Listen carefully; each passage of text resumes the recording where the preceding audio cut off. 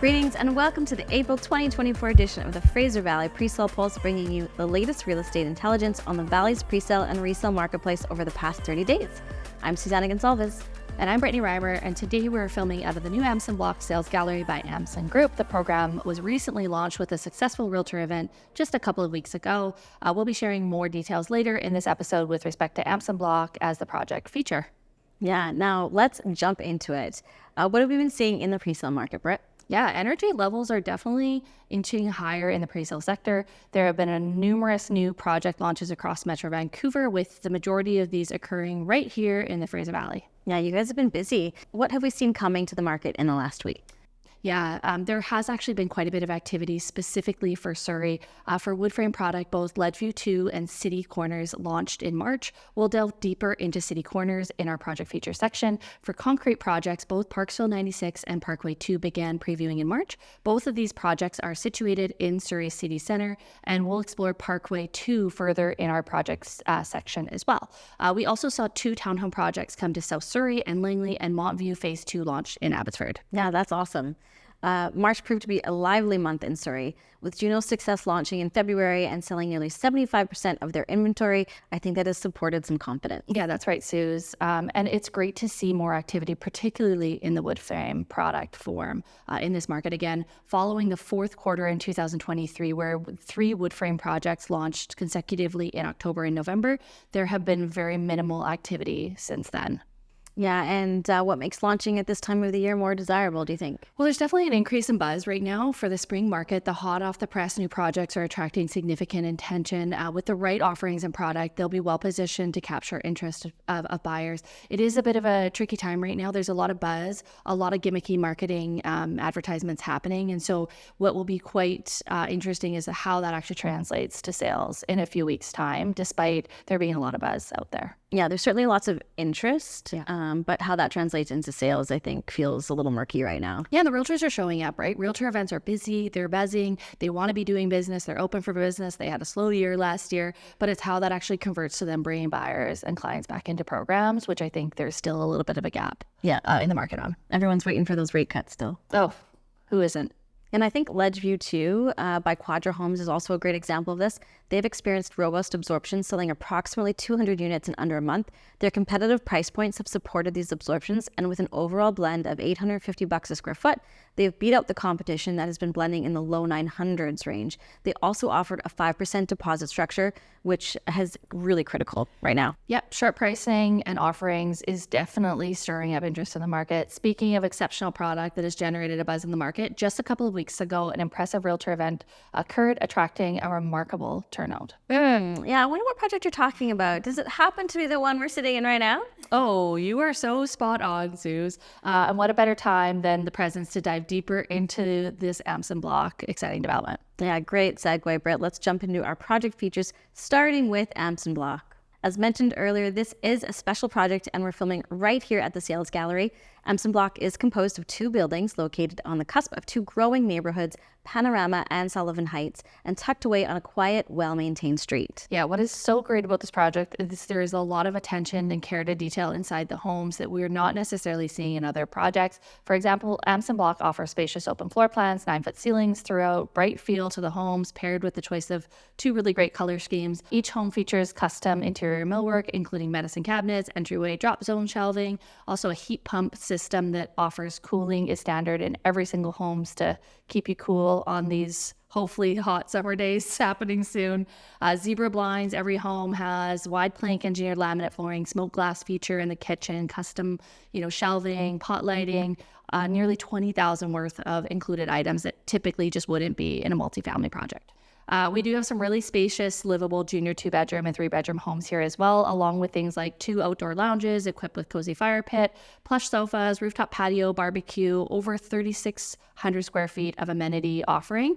1 bed starting in the high 400s, junior 2 beds starting in the mid 5s, and 2 beds in the high 500s. The project is now actively previewing sales to commence very soon. So definitely reach out to us for a sneak peek on this exciting program. Especially with all the interest you've already had. So moving moving on to our next project feature, also located in Surrey. This is Zenterra's City Corners, located in a convenient area of Surrey City Centre. Yeah, definitely a central location, close proximity to both Surrey Central and King George SkyTrain stations. City Corners features a 6-story wood frame building offering studio, 1-bedrooms, 2-bedroom home types. Suze, any insight on how the program's done to date? Yeah, well, I think you're the one that told me. Probably. There's writing contracts in March, reportedly 30 out of 100 deals so far. That's a solid number. What can you tell me about their offering? Yeah. Also, what I shared yesterday. Awesome. The project is advertising 50 homes under 500,000. The studios start at 359.9, 1-bedroom start at 489.9, 1 in dens at 529.9, and 2 bedrooms at 699.9. With these starting prices, we are expecting an overall price per square foot of $940 for this product. Yeah, considering to date projects in this area have been around the 900s for price per square foot, this is a pretty good performance, I would say, for them. Is there any offering for the project that you're aware of? Yes, of course. Buyers can choose between 10% deposit or a 15% deposit with a $7,500 decorating allowance. For realtors, there's a $2,500 bonus for 1-bedroom units and a $5,000 bonus for 2-bedroom units. That's really interesting. Deposits have become a popular strategy to entice buyers to take the plunge, and project features a reduced deposit structure of 5 to 10% have shown really strong performance in the market. Providing buyers with that option of a credit or a lower deposit seems to be benefiting them. They're also doing the same promotion in their Langley project right now, and I think that because of the success there, they were easily able to translate it over to Surrey. Yeah, this project also offers a variety of options when it comes to upgrades, whether it's AC, flooring, parking, or storage. Buyers have the flexibility to enhance their home purchase as well. Yeah.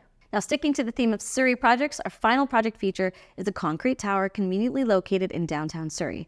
Now, you may remember the first Parkway Tower by Bosa Property started sales in February of 2022 and sold all 318 released units within the first couple of weeks. Yeah, they had huge success on their first tower. Very curious to know, Suze, any insights on how Parkway 2 is doing? Yeah, it's a bit early to say. The project started VIP events and held open houses throughout the latter half of March. The project is currently taking suite preferences, and they are open to the public as of the second week of April. We do know that the market's a little softer right now, so I do suspect it's going to take a little bit longer to absorb this time around. Yeah, we've heard that they've done 25 deals to friends and family. A lot of hot competition there, going head-to-head with Parksville 96. I think this is where, some of the more tier one development partners, like with Bosa, are really going to shine.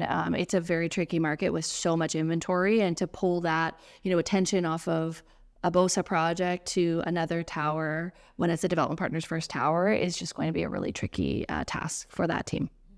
The market is definitely in a different place compared to where it was when they did their first building. For this phase, they are releasing around 200 units to begin with, and they're reportedly pushing floors 30 and above. They offer a range of unit types, including studios, 1-bedrooms, junior 2-bedrooms, and a variety of 2-bedrooms with a 1, 1.5, or 2 bathrooms, depending on your needs. Yeah, I see why they're pushing the top 30 floors. The first 17 floors do contain commercial space, and that is quite a variety of 2-bedrooms. With a maximum unit size of 773 square feet in the 2 bedrooms, the average unit size is 570 square feet.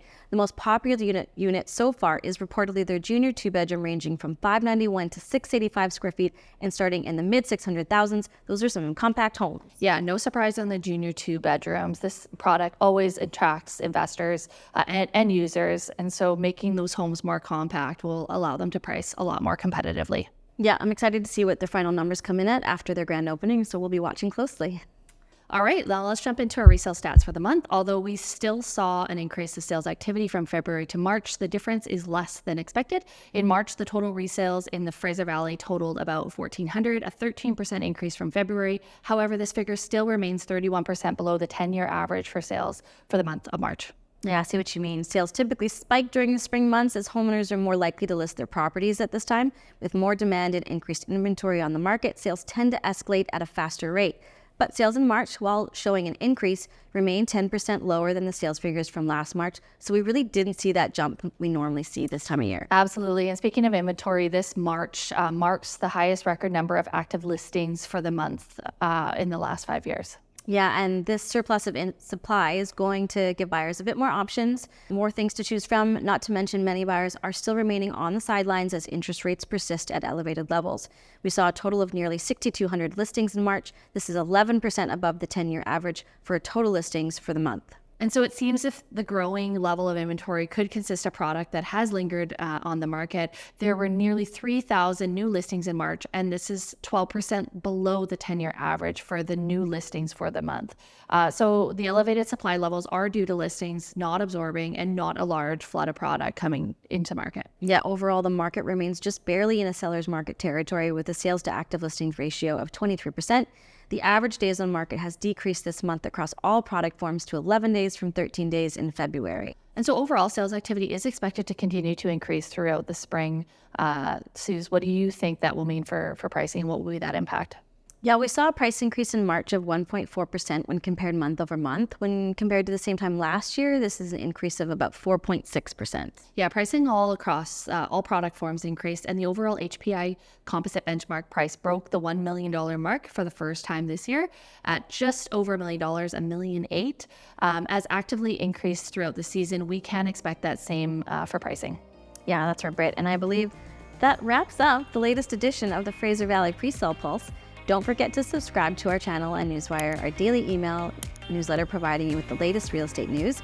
We want you to stay informed and real estate intelligence. And thank you to the Amson Group and the MLA sales and marketing team for allowing us to film here at the Amson Block Presentation Center. Feel free to come and check it out for yourself now that we're open. And we'll be seeing you next month.